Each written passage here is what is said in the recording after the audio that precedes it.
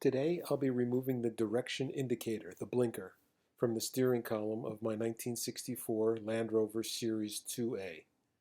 Most of Randy's wires have been cut out by the previous owner, so I'll need to test the device after I remove it from the vehicle. For this step I use the following tools. To get started, I remove the bolt and screw securing the clamp that connects the direction indicator to the steering column. Next, I remove the plastic tie securing the wiring loom to the steering column.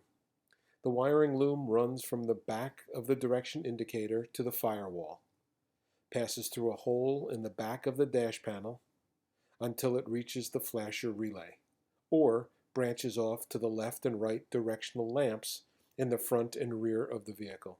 Here's a rough wiring diagram I put together based on the information I gathered from the internet.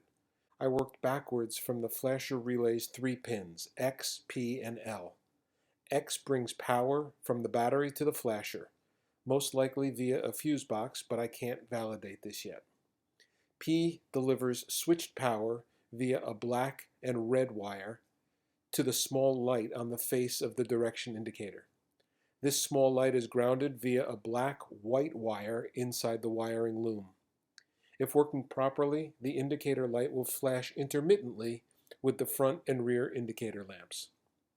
When the direction indicator arm is engaged, the load pin, L, brings switched power to the directional lamps via the green-red wire for the left-hand side lamps and green-yellow wire for the right-hand side lamps. Each lamp is grounded locally. Again, I wasn't able to test the direction indicator assembly because there was no power at the flasher relay and all the wires to all the lamps were cut out. However, after withdrawing the direction indicator assembly, I determined Randy's flasher relay was bad and needed to be replaced. This was an easy setup, but figuring out the wiring, finding a replacement flasher relay, and rigging up a test environment took more time than I'd like to admit. The guts of the direction indicator assembly will be the subject of a future video.